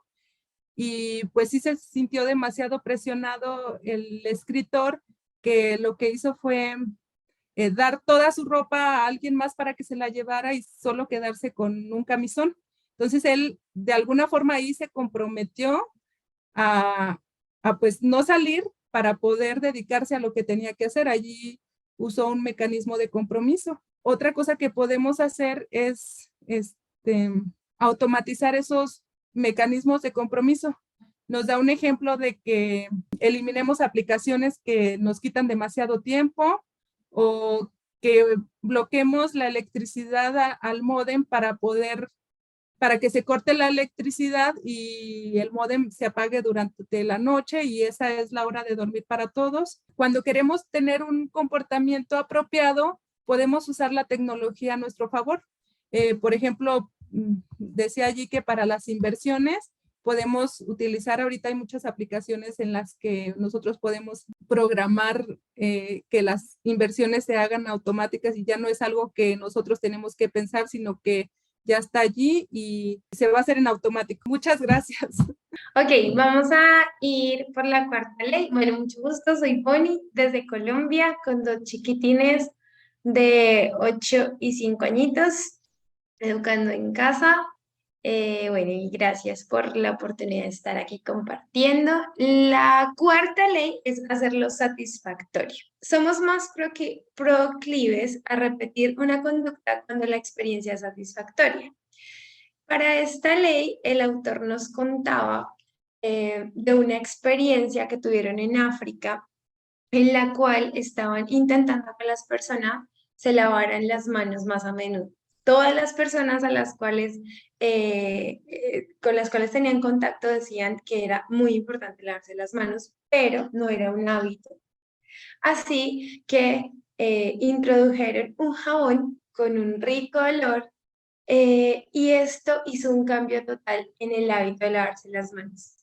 Tiempo después, 2 meses después, fueron a esta misma comunidad y las personas se estaban lavando las manos y ya habían destinado un sitio de la casa específicamente para el lavado de manos, con todos los elementos del lavado de manos. Y ya no era necesario tener el jabón que olía rico para que ellos siguieran ese hábito de lavarse las manos, sino que ya lo habían incorporado en ellos mismos. Así que el autor nos presenta aquí una conexión entre el placer y, bueno, el placer, la recompensa, de cierto, y el establecer los hábitos. Entonces, el autor nos dice que nuestro cerebro está condicionado para recibir o para tener mucho más deseo de hacer las cosas cuando recibimos una respuesta inmediata, ¿sí? Una respuesta satisfactoria, una respuesta de placer. Así que, por ejemplo, es el caso de cuando estamos o vemos niños que necesitan y que nos piden todo el tiempo tener el celular. ¿Por qué? Porque ahí hay una respuesta satisfactoria, inmediata, ¿sí? El placer de la pantalla, el placer de las imágenes, el placer de la música, el placer de todo lo que les presenta la imagen. Por eso ellos quieren de una vez todo, porque el niño nos dice, quiero una paleta, y hace la pataleta, etcétera, porque quiere satisfacer esa necesidad inmediata. Así que hay algo que va muy ligado con el poder establecer los hábitos, y son esas recompensas que podemos tener. Una recompensa inmediata es mucho más deseosa, amigable y pues generosa para el cerebro de cada uno de nosotros, que una recompensa tardía. Entonces, aquí el autor explica, claro, hay cosas que nos frenarían, ¿sí? si usamos toda nuestra conciencia de hacer ciertas cosas. Entonces, por ejemplo, de comer chatarra. La recompensa tardía es que eso va a hacer daño a nuestro cuerpo, pero la recompensa inmediata es que nos sentimos bien porque esa comida nos genera otras cosas en nuestro cerebro, ¿cierto? Que nos da una recompensa y una sensación de satisfacción y de placer inmediato. Entonces, por eso nuestro cerebro está buscando siempre la gratificación instantánea. La consecuencia que es tardía no nos interesa en el momento. Así que la mayoría de las personas se pasan todo el tiempo persiguiendo la satisfacción inmediata. Si ustedes se dan cuenta, los relojes que nos avisan todo el tiempo lo que está pasando, lo que está llegando a nuestro cerebro es esa idea de la satisfacción inmediata, de ver inmediatamente la notificación, quién me escribió, qué estoy haciendo, cuántos pasos caminé, etcétera. Esa es la gratificación instantánea, pero debemos también ejercitar nuestro cerebro a que sea capaz de preferir la gratificación tardía que la gratificación inmediata. Y bueno, eso, ¿cómo se haría? ¿Cierto? Porque si estamos todo el tiempo deseando y nuestro cerebro está, digamos que condicionado a eso, necesitamos cambiar y usar esa satisfacción inmediata a nuestro favor. Así que lo que el autor nos propone es que pongamos un poco de placer inmediato o de recompensas inmediatas a lo que estamos haciendo. Entonces él nos decía, si usted está tratando de no comer por fuera, ¿sí? Entonces de no gastar por fuera dinero en comida. Entonces vamos a poner una satisfacción o una gratificación inmediata para que ese placer esté presente. Entonces, no compramos cosas por fuera, pero cada vez que no gastamos por fuera en un restaurante o etcétera, lo que hacemos es que ponemos un poquito en la alcancía donde vamos a ir llenando para algo a futuro. Un viaje, una compra especial, sí, pero que no sea algo tan lejano como que tengo que ahorrar miles de millones para irme a Europa, sino algo que pueda ser mucho más corto en el tiempo y que realmente dé esa idea a nuestro cerebro de la satisfacción inmediata. Entonces, ¿cómo vamos a usar la recompensa inmediata a nuestro favor? 4 puntos en esta parte. Primero, buscar establecer recompensas a corto plazo, lo que les estaba diciendo. Si ahorramos o ponemos algo para una compra específica. Pero en esto algo muy importante y es que las recompensas estén alineadas con el objetivo a largo plazo. Entonces, allí hay un ejemplo y es, quiero bajar de peso, ¿sí? Y voy a evitar comprar esa hamburguesa que me gusta. Entonces voy a cambiar, ¿cierto? Y voy a buscar una recompensa de corto plazo, pero la recompensa de corto plazo no puede ser que me voy a comer un helado en lugar de la hamburguesa. O voy a ir al gimnasio y cada vez que vaya al gimnasio voy a hacer otra cosa que debo hacer, comerme un helado. Pues no tiene relación con lo que queremos lograr a largo plazo. Entonces debe haber una relación entre esas dos cosas, porque si no, no estamos llegando o no estamos caminando a la meta. Entonces tenemos que pensar muy bien en qué es lo que vamos a cambiar o qué es lo que vamos a poner en esa recompensa a corto plazo que no trunque nuestro objetivo a largo plazo. Entre más un hábito se vuelve parte de nuestra vida, menos buscaremos un estímulo externo. Entonces, estas recompensas a corto plazo son mientras vamos estableciendo el hábito. No quiere decir que todo el tiempo necesitemos de esto para establecer nuestro hábito, por ejemplo, lo de comer por fuera. Ya una vez establecido el hábito, no necesitamos seguir poniendo cosas en nuestra recompensa a largo plazo porque eso ya se volvió un hábito y ya no somos personas que estamos gastando nuestro dinero en comprar comida por fuera, ¿sí? Cuando ya se ha establecido el hábito, eso hace parte de nosotros.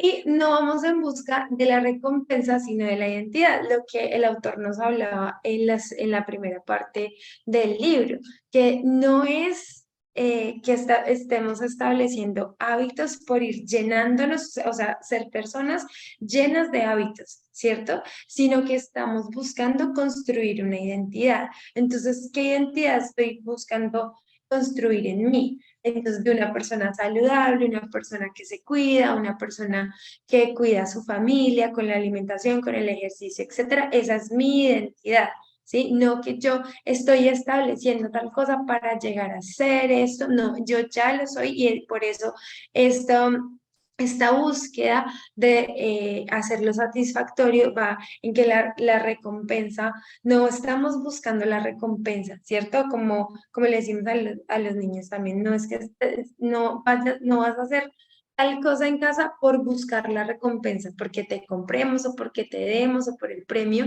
sino que el fin último es lograr establecer esa identidad, la identidad del orden, ¿sí? La identidad del trabajo continuo, etcétera.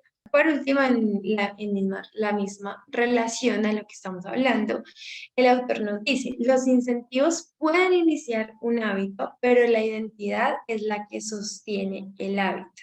Entonces, esas recompensas o esa satisfacción en lo placentero va a ayudarnos, se van a hacer incentivos para iniciar el hábito, para establecer el hábito, pero no es que el hábito sea, como ya lo dijeron anteriormente, para ya completé un hábito y ahora ¿qué hago? Lo desecho, no, es para lograr construir una identidad. Bueno, buenas noches. Me llamo Mónica Sáenz, soy de Colombia. Tengo un niño de mañana, ya hoy, cumple 5 años. Aprendiendo mucho, he estado estudiando bastante sobre esta hermosa filosofía que hemos venido incorporando en mi familia junto con mi esposo. Voy a hablar de cómo pasar de ser solamente bueno a ser verdaderamente grandioso. Creo que es un excelente cierre para todo lo que hemos venido hablando. Acá el autor nos habla de algo muy importante, nuestras habilidades, cómo juegan el papel para los hábitos, nuestras habilidades. Entonces, él inicia acá poniendo un ejemplo de deportistas, ¿no? Cómo estos deportistas tienen diferentes habilidades y expone uno que podría estar en natación, y cómo sus diferencias físicas, digamos, los dejan con ciertas dificultades para ejercer ese deporte, ¿sí? Hablando de ejemplos, más adelante también narra un ejemplo de cómo, por ejemplo, un basquetbolista, si tú quisieras encestar la pelota, pero tienes una muy baja estatura, pues va a ser muy difícil que logres realizar ese deporte con éxito, ¿no? Entonces, me llama mucho la atención esto, y yo pensando, lo veía, pues finalmente los dones que nos da el Señor, ¿no? El Señor a todos nos ha dado dones, y qué bonito hablar de como la individualidad, respetar la individualidad que tenemos cada uno, nuestras facultades, nuestras dones, por así decirlo. Entonces acá decía, el secreto para maximizar tus posibilidades de éxito es elegir el campo de competencia aprobado. Entonces, podemos decir con este ejemplo que los genes sí importan, ¿no? Porque todos nacemos con diferentes condiciones físicas y también con diferentes talentos. Por esto es ideal para maximizar como tal nuestros buenos hábitos, o lo que hemos venido hablando anteriormente, enfocarnos en esas habilidades para elegir como algo apropiado según nuestras facultades, por así decirlo, ¿sí? Volviendo al ejemplo de los deportistas, ¿sí? Si nosotros queremos tener un hábito, pero realmente estamos obligados a generar ese deporte o a realizar ese deporte, es algo que estamos haciendo por obligación y no por gusto, y esto va a causar una gran desventaja en el momento de hacernos una disciplina, por así decirlo, ¿sí?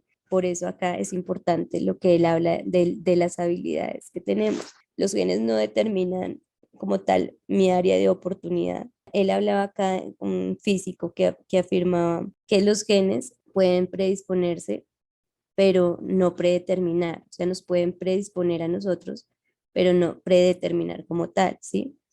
Los genes no pueden cambiar fácilmente. Por eso nosotros debemos aprovechar nuestras habilidades como tal. Entonces, acá yo lo asociaba un poquito con algo que yo creo que todas tenemos un contexto, y es como nuestros temperamentos, ¿no? Él habla allí de una persona que es alegre, una persona que se le da como hablar con las personas, ¿sí? Él, por ejemplo, decía que él podría desenvolverse muy bien en aconsejar sobre los hábitos y demás, pero que de pronto en otra área se le dificultaría mucho, ¿sí? Entonces, acá es donde vemos, digamos, por poner un ejemplo, en mi caso, mi esposo es contador.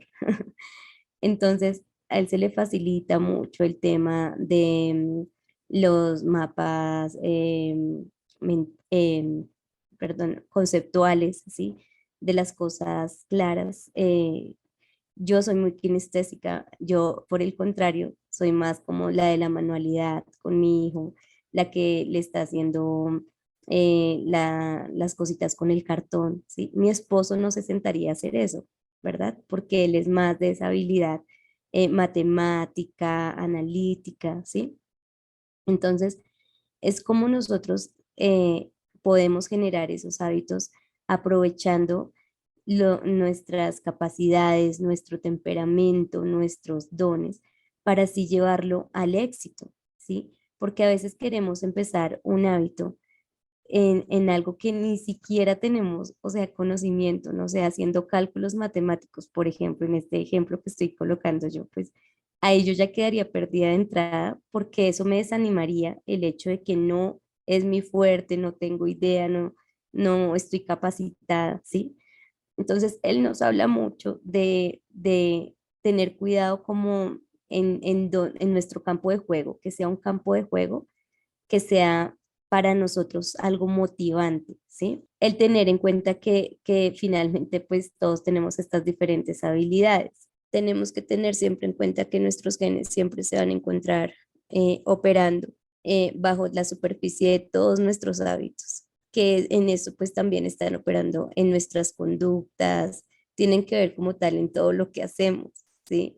Vuelve al ejemplo que ponía en este caso. Hay personas que se les da mucho de pronto el organizar, hay otras personas que de pronto se les da mucho el aconsejar, ¿sí? Y esto es muy importante que lo tengamos en cuenta para desarrollar esos hábitos, esto que hemos venido hablando con éxito, para no quedarnos en la mitad del camino. Si ya elegimos como tal el generar un hábito de lectura, por ejemplo, ver cuál es nuestro fuerte en esta área para tomar un campo de juego que nos ayude a llevar este hábito que queremos realizar con éxito, y no de pronto quedarnos a mitad de lo que queremos hacer o entablar esta disciplina, ¿sí? Entonces, esto es lo que me llamaba mucho la atención en este caso, de ver cómo con pasos pequeños, si aprovechamos nuestro don, nuestra habilidad, nuestro temperamento, por así decirlo, pues vamos a llevarlo al éxito y vamos a seguir trabajando en ello. Los hábitos como tal deben ser siempre agradables para que sea posible mantenerlos.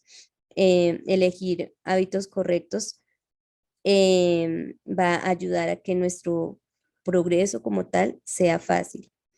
Algo que me llamaba la atención es que él nos decía acá que no era que no íbamos a trabajar duro, sino que vamos a poder enfocar nuestra energía y toda nuestra lucha, por así decirlo, ya con una claridad, un campo de acción claro, teniendo en cuenta todas nuestras habilidades. Entonces, esto nos va a llevar como la tarea más sencilla y agradable, va a traer algo gratificante para nosotros, porque pues nos vamos a sentir felices al estar realizando ese hábito y esto es comprobado en todo lugar, ¿no? Cuando uno está trabajando en un buen ambiente, que tú te vas a levantar temprano porque sabes que estás haciendo algo que realmente te gusta, de verdad tú vas a ir animado a realizar esa tarea.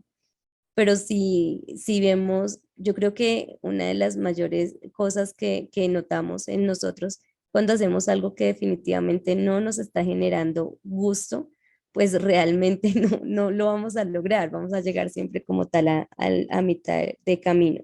Y aquí vendría como tal la pregunta de cómo elegir ese hábito, cómo lo hago, ¿no?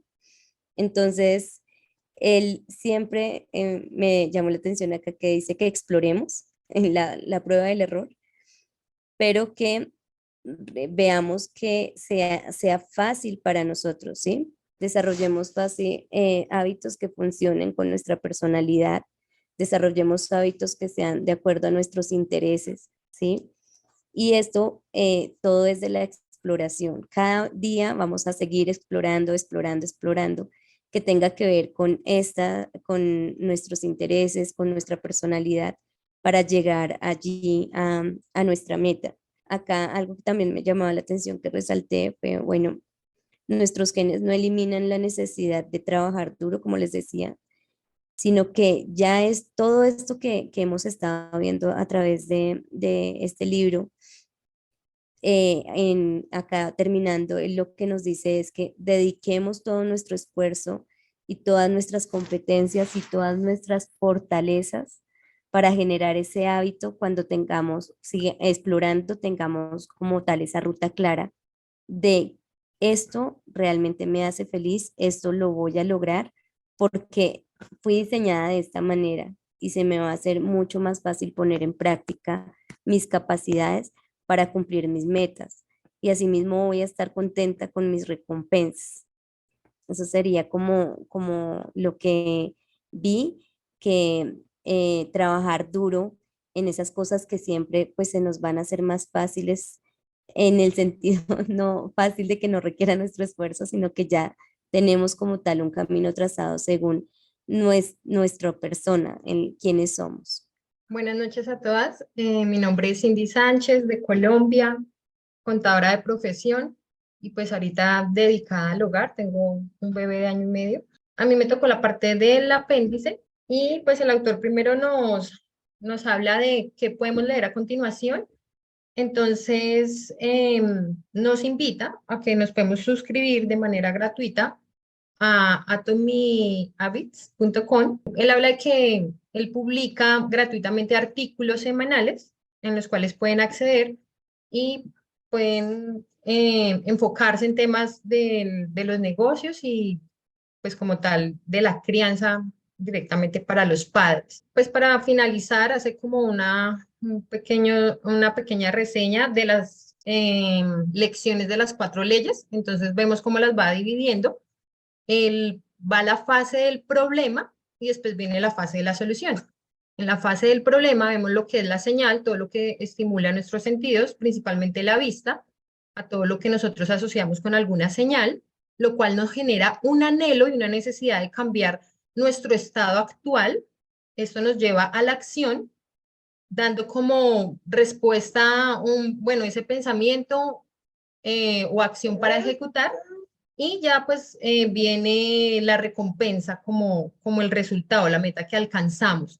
Él nos habla acá pues que estos 4 pasos nos llevan a moldear como tal el comportamiento humano. Una vez entendido este modelo, pues vamos a poder ver este ejemplo en nuestra vida cotidiana, pues en el día a día, de muchas maneras, ¿verdad? Vemos cómo nos empieza a hablar de cómo viene primero la conciencia antes que el deseo. Entonces, él nos habla que viene como ese anhelo, se crea un anhelo, cuando tú le asignas significado, pues, a las diferentes señales, ¿verdad? Viene, pues, a nosotros antes ese deseo. Entonces, se genera esta señal, lo cual le damos un significado, eso nos genera ciertas emociones, ciertos sentimientos que nos lleva a querer cambiar nuestra situación actual y pues vemos cómo a través de una oportunidad podemos llevar a cabo ese anhelo que tenemos. Nos habla cómo la felicidad es simplemente la ausencia del deseo. Entonces vemos que la felicidad es simple la ausencia del deseo. Entonces cuando observas una señal, pero no sientes nada o no tienes ese deseo de cambiar tu situación actual, entonces pues dices que en ese momento estás siendo feliz. ¿Mm? Pero como la felicidad es tan pasajera, nosotros somos tan cambiantes, ¿Mm? Entonces dice que van surgiendo nuevos deseos. Ya viene toda la parte de que es la idea del placer, lo que perseguimos. Entonces el placer es lo que realmente nosotros estamos buscando, o así está la mente pues creada, crea imágenes de que es placentero, sigue el poder conseguir ese placer, generando con esto un sentimiento y desea cómo satisfacerlo. Entonces, dice que primero se crea la imagen del placer, después viene el sentimiento trae pues como tal la acción, viene la satisfacción, surge después de que este deseo pues ha sido complacido. Otra parte que tenemos que recordar es que la paz ocurre cuando dejas de convertir tus observaciones en problemas. Entonces, si no deseas actuar a partir de lo que observas, entonces estás realmente en completa paz. Entonces, viene, tú haces la observación, viene la señal, pero si no deseas actuar a partir de lo que estás observando, eso quiere decir que estás en paz. Y que ese anhelo, porque siempre tenemos como esos anhelos, y el anhelo es de querer arreglarlo todo.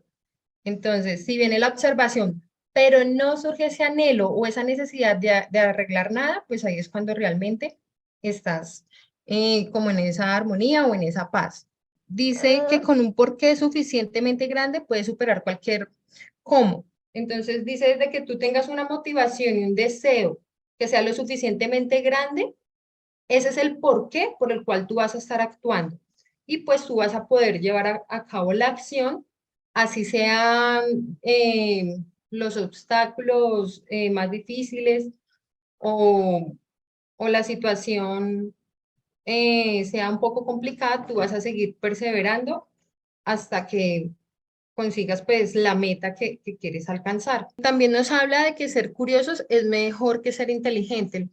Dice que cuando la persona es curiosa va a ir a la acción, pero que la inteligencia por sí sola pues no va a llevar resultados si no hay acciones. Entonces tú puedes ser muy inteligente, pero si no actúas no vas a obtener resultados. Si tú realmente quieres adquirir esos hábitos, entonces tienes que llegar a una acción. Y pues acá hay una frase que el autor comentaba, es que tú debes cultivar el deseo primero para hacer cualquier cosa. Si no hay el deseo de hacer algo, tú no lo vas a llevar a cabo. Seguimos con las emociones conducen a la conducta. Tú solo te sientes motivado a actuar debido a una emoción. Entonces nos habla que las emociones es como ese vehículo, es lo que nos conduce a ir actuar. Entonces es la que nos da ese movimiento. Entonces viene el anhelo, tenemos ese sentimiento de querer actuar, nos lleva a la conducta y nos da como resultado pues la respuesta que queremos satisfacer. Entonces dice que solo podemos ser racionales después de haber sido emocionales.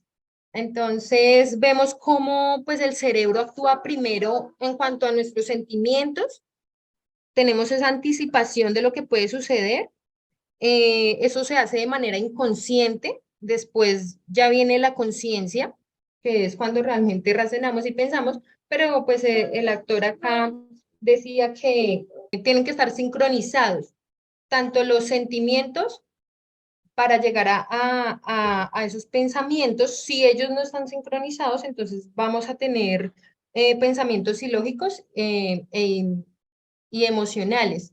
O sea, no nos podemos llevar solo por las emociones, sino también tenemos que tener ese pensamiento, pues, lógico.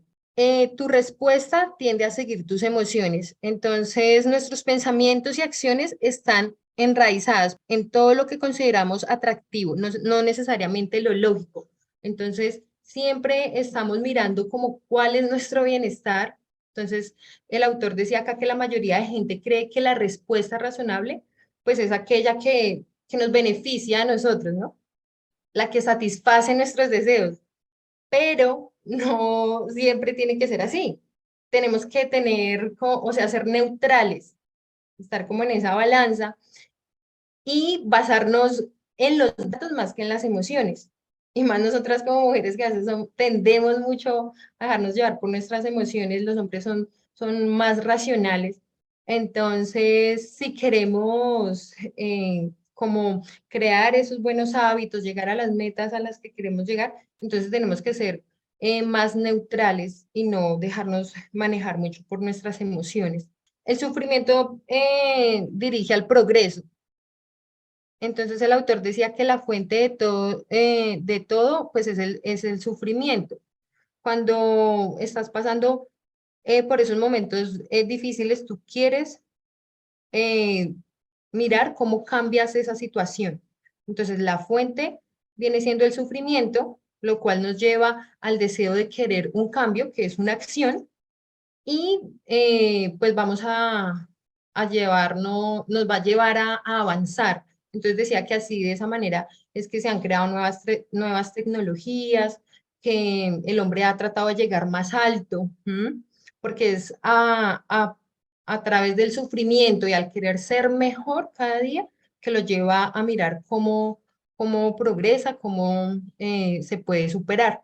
Entonces, también nos habla de que tus acciones revelan cuánto, cuánto deseas algo. Tus acciones revelan tus verdaderas motivaciones. El autor nos hablaba acá que tú puedes decir que tienes prioridades para muchas cosas, pero si tú no estás actuando conforme a eso que tú dices que es prioridad para ti, en realidad no está el deseo, en realidad no lo quieres hacer. Tenemos que estar evaluando realmente cuáles son nuestras acciones y cuáles son nuestras verdaderas, pues, motivaciones. El autocontrol es difícil porque no es satisfactorio. ¿Qué es lo que pasa con el autocontrol? Muchas veces nos lleva a que te deshagas del deseo. ¿Mm? Entonces no lo satisfaces, no llegas a una acción. Entonces él decía que el autocontrol, en el sentido de crear ciertos hábitos, pues también puede llegar a ser un obstáculo. ¿M? Es importante pues mirar en qué momento de verdad tenemos que tener ese autocontrol o en qué momento no es tan beneficioso. ¿M? Eso ya lo vería más en el momento de aplicar en esos hábitos buenos y esos hábitos malos, según pues a las metas que nosotros querramos llegar. Muchas veces nos llenamos de expectativas, entonces acá es donde viene la otra cosa que debemos recordar, que nuestras expectativas determinan nuestra satisfacción. Entonces muchas veces deseamos cosas, le ponemos ciertas expectativas, aquí daba un ejemplo de hacer un trabajo, tú esperas que te den X cantidad de dinero, si no te dan la cantidad que tú estabas esperando, entonces te vas a desanimar. ¿M? No vas a tener esa satisfacción. Pero si al contrario, tú no llevas una expectativa alta, haces tu trabajo y te dan el dinero y mucho más de lo que de pronto tú tenías en la expectativa o estabas esperando, ahí es donde realmente vas a tener ese placer o te vas a sentir satisfecho. Entonces él dice que tiene que estar como en equilibrio lo que es el gustar y el querer para tener esa satisfacción. Si tú lo que quieres es mayor o supera a lo que te gusta, siempre vas a estar insatisfecho. También pues nos recuerda que cuando nos llenamos de expectativas, viene un dolor al fracaso. Entonces, te llenas de expectativas, haces las cosas con ciertas expectativas y te vas a sentir fracasado, te vas a doler porque las cosas no están ocurriendo de pronto como tú esperabas. Entonces, el autor dice que cuando el deseo es alto, duele mucho, cuando el resultado no es lo que tú esperabas. Entonces, que es mejor que como que aplaques esos sentimientos y que no te no te llenes como de esas expectativas pues tan altas, ¿sí? Que la manera en que sentimos influye mucho en nuestra manera de actuar y que nuestra manera de actuar influye mucho en nuestra manera de sentir. Entonces, hay que ver, tenemos que tener también cierto equilibrio, como lo decía por lo menos ahorita Mónica. Nosotros también tenemos que reconocer cuáles son nuestras capacidades, no querer de pronto ir tampoco más allá, aunque no digo que sea malo, hay cosas que nosotros si hacemos el esfuerzo se pueden lograr, pero uno también tiene que ser consciente hasta qué punto pues también uno puede llegar con este tema pues de los hábitos. Dice que el deseo inicia y el placer se mantiene. Entonces está el querer y el gustar, son dos conductas o son dos conductores que llevan a la conducta, el querer y el gustar. Entonces se tiene que buscar el placer y la satisfacción que nos lleva a esta conducta y qué es lo que nos lleva a sentirnos motivados, qué es lo que nos lleva a actuar. Y ya para finalizar, dice que la esperanza declina con la experiencia y es reemplazada por la aceptación. Cuando tenemos esas expectativas, esos anhelos y está basada solamente en la promesa, lo que puede pasar es eso, que si no tenemos los resultados deseados, pues nos vamos a desanimar. Pero cuando ya hay una experiencia, cuando ya estás basado no solo en tus expectativas, sino estás enfocado también en la realidad, vas a estar como más contento o más satisfecho con los resultados que vas a obtener. Que los planes nuevos ofrecen esperanza, pero si no tenemos experiencias, no nos permitirán anclar nuestras expectativas en la realidad. Me gustó que él dio un ejemplo ahí, como cuando la persona quiere bajar de peso. Entonces él decía como, bueno, llévelo también a la realidad, lleve un control diario de cuánto está comiendo, cuánto está pesando, ¿sí? Si usted no lleva ese control y no lo aterriza a la realidad, va a ser más difícil. Si usted en la realidad, con los datos, se está dando cuenta que está comiendo más de la cuenta, que no está pesando, que en vez de bajar, sube, entonces ahí, con esos datos que te están mostrando cuál es tu realidad, tú vas a seguir tomando pues cartas en el asunto, por decirlo así. De resto, tú vas a seguir con los mismos hábitos. Y pues eso sería básicamente como ese pequeño resumen de estas 4 leyes. Gracias, Cindy. Gracias, muy buena la presentación y muy gráfico, muy aterrizado. La verdad es que me gustó todo y reconozco mucho el esfuerzo que cada una de ustedes hizo, porque creo que finalmente se tiene un producto muy completo que puede ser útil para cualquier familia y para nosotras mismas, ¿no? Y como ya lo hemos dicho, o sea, el que aprende y enseña, pues aprende más, ¿no? Se queda con el conocimiento. Entonces, nos vemos la próxima ocasión. Les agradecemos mucho su tiempo.